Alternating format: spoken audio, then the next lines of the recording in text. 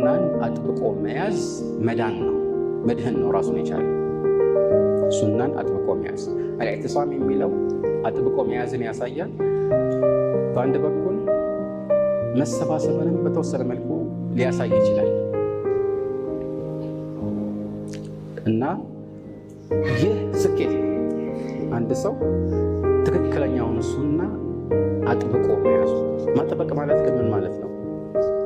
ማጥበቅ በትክክል ከተገነዘብነው ከዚህ በፊት ደጋግሜ እንደምለው በፍጹም የሚያስወቅስ ገለጻ ነው። ማጥበቅ እኮ ችግር የለውም፣ ግን ማጥበቅ ማለት ትክክለኛው ትርጉም የሚጠብቀውን ማጥበቅ የሚላላውን ማለት ሁሉን ነገር በትክክል እንደተደነገገው አድርገህ መያዝ ነው። ሸሪዓ ያጠበቀውን አጥበቅ፣ ሸሪዓ ያላለውን አላለው፣ ምንም ችግር የለም። ሸሪዓ አጥብቆ የኮነነው ነገር እንደ ሽርክ አይነት ለምሳሌ ወይም ከወንጀሎች ለምሳሌ እንደ ወለድ ወይም ሪባ፣ እነኚህ ብቻ ሳይሆን የተከለከሉት ወደ እነዚህ የሚያምሩ ብሎም በተዘዋዋሪ ሊያምሩ የሚችሉ በሮች ከሩቁ ተዘግተው እናገኛለን። ሸሪዓ ሽርክን አስመልክቶ አጥብቋል፣ ማጥበቅ አለብን። ቢድዓን አስመልክቶ አጥብቋል፣ ማጥበቅ አለብን። ታላላቅ መሰል አሁን እንዳልኳቸው አይነት የሪባ ወንጀሎችን አስመልክቶ አጥብቋል፣ ማጥበቅ አለብን። ያ ያሕያ ኹዝ ልኪታበ ቢቁዋ እንደተባለ ፈኹዝሃ ቢቁዋ ለሙሳ እንዳለ ፈኹዝሃ ቢቁወትን ወእሙር ቀውመከ የእኹዙ ቢአሕሰኒሃ። ከያዙማ እንደዚህ መልእክተኛው ዓለይሂ ሰላቱ ወሰላም ወዐዱ ዐለይሃ ቢነዋጅዝ በመጨረሻዎቹ ጥርሶቻችሁ አኝካቸው ያዙ ማለት ነው፣ አጥብቃቸው ያዙ ማለት ነው።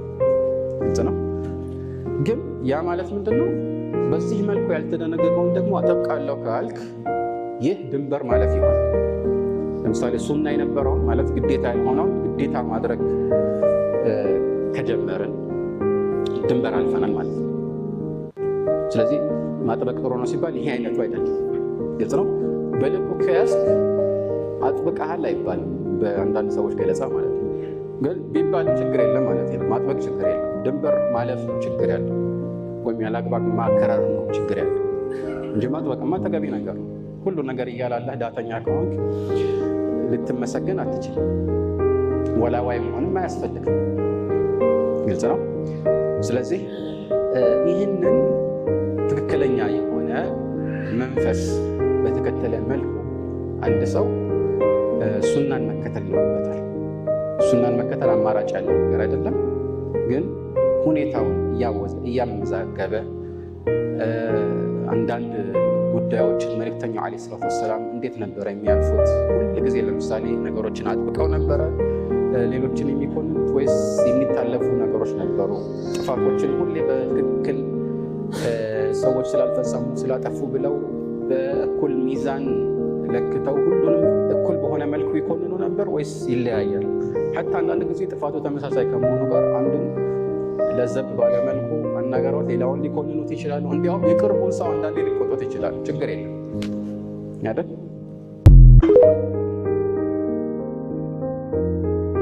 በኪሳችን የምንሸከመው ይህ ሞባይል ያው ከሸሪዓ ጋር የሚጋጩ ያልተገቡ የሆኑ መጥፎ ነገሮች በውስጡ ይተላለፉበታል። ስለሱ መጥፎነት ያው ብዙ ማውራት አያስፈልግም፣ ግልጽ ነው። እሱ ራሱ አንድ ፈተና ነው። ግን ሳያስበው ሐታ ጥሩ ነገሮችን ያለው ብሎ ወይም አነባለሁ ብሎ የተቆራረጡ መልእክቶችን በየጊዜው እየከፈተ በሶሻል ሚዲያ ጊዜውን ሲያጠፋ በቅደም ተከተል ጊዜ ፈጅቶ ሊማረው የሚገባውን እውቀት እንዳያገኝ ጊዜውን እያጣ ነው። እውቀት በቁርጥራጭ ጽሁፎች የሚገኝ አይደለም፣ በመማር ነው የሚገኝ። ማለት ከመጀመሪያ ጀምሮ አንድ መጽሐፍ ተምሮ በመጨረስ ከዛ ሌላ መጽሐፍ ጀምሮ በመጨረስ ዕልሞችን በተለያዩ ርዕሶች ላይ በመጠየቅ በማንበብ በማጥናት ረጅም መልእክትን ተድኺስ አድርጎ አሳጥሮ በመጻፍና በመሸምደድ በመሳሰሉት ነገሮች ያንን እንዳያደርግ እንግዲህ እንቅፋት የሚሆኑ ነገሮች በዝተዋል እና ሌሎችም ነገሮች አሉ። በሌላ በኩል ደግሞ ዒልምን መፈለግ አላህ ላቀራለት ሰው ቀሏል ቢባል ዛሬ ማጋነን። ለምን? በድሮ ጊዜ ዒልምን ለመፈለግ ከአንድ ቦታ አንድ ሰው ተነስቶ ወደ ሌላ ቦታ ለመሄድ ራሱ ብዙ ልፋት ያስፈልገው ነበር። እንግዲህ ለፍቶ ሄደው ምናልባት አንድ ሐዲስ ለመስማት ብቻ ረጅም ጉዞ ሄዶ ያንን ሊያሳካ ይችላል፣ ላያሳካም ይችላል። እንደዚሁም እውቀት እንዲህ በዛሬ ዘመን እንደምናየው ተሰባስቦ በዛን ዘመን አልነበረም ይሆናል። ዛሬ ቀሏል። አንድ ሐዲስ ለምሳሌ ማን እንደዘገበው ለማወቅ ዛሬ በዚህ በሞባይል ላይ ጽፈህ ሰርች ስታደርግ በአንድ ጊዜ ያመጣልህ አይደል?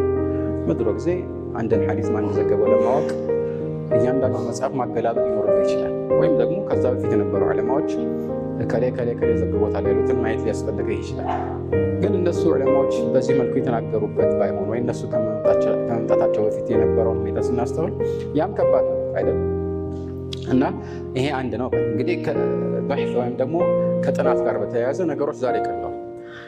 ድሮ ዑለማዎች መጽሐፍን ለማግኘት በጣም ይቸገሩ ነበር አይደል? ብዙ በስም ብቻ የሚያውቋቸው ግን ያልሰሟቸው መጽሐፍ ነበሩ። ዛሬ በሞባይላችን ብቻ ወይም በኮምፒውተራችን 10 ሺዎች ወይም ከዛ በላይ የሆኑ መጽሐፍ በአንድ ጊዜ በአንድ ተጥቢቅ ወይም በርናመጅ ውስጥ ልናገኝ እንችላለን አይደል? እንደዚህ ቀልቧል ማለት ነው። ይሄ ብቻ ሳይሆን ትላልቅ የዘመናችን ዑለማዎች ያስተማሯቸው ትምህርት በድምፅ አንዳንድም ከምስል ጋር ተቀርጾ በኢንተርኔት ላይ ተሰራጭቶ እናገኛለን። ስለዚህ የሚያስቀራኝ አጣው ብትል ይኸው እነዚህ ሰዎች ያስቀሩት አለ። አዎ ትኩረትን ለመሰብሰብ ለምሳሌ በትክክል የሆነ ሼህ ጋር ሄደ ብትቀራ ይመረጣል። የተሻለ መሆኑም አጅሩ እንደሚበዛም ጥርጥር የለውም። ግን የግድ ይሄ ካልተሳካ ተብሎ የታላላቅ ዑለማዎች ትምህርት ከንዝ ወይም ድልብ ሀብት እንደሌለ ይቆጠራል? ይተዋል? አይተውም። እንዲያውም በሌላ በኩል የተቀዱ ትምህርቶች ካልተቀዱ ቀጥታ በመስጂድ ወይም በሌላ ቦታ ከምትሰማቸው ትምህርቶች የሚሻሉበት መንገድ አለ። የሚሻሉበት ስል ተጨማሪ ሚዛ አላቸው ማለት ነው። ለምሳሌ አሁን እንደዚህ ስናገር አንድ ሰው ወይም እኔን ተውኝ፣ ለምሳሌ የሆነ አንድ የሚያስተምር ሰው ሲያስተምር ምናልባት እዚህ ማዕድ ላይ ተገኝቶ የትምህርት ማዕድ ላይ ተገኝቶ ከዛ በኋላ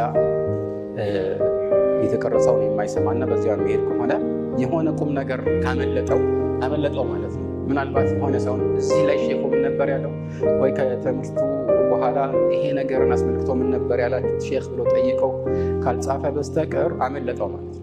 አንድ ነው። ያኛው ግን እንደዛ አይደለም፣ የተቀዳ ነው። ስለዚህ ካመለጠ መልሰህ ታዳምጠዋል። ሌላ ቁም ነገር የለው፣ ቀላል ነው ማለት ነው።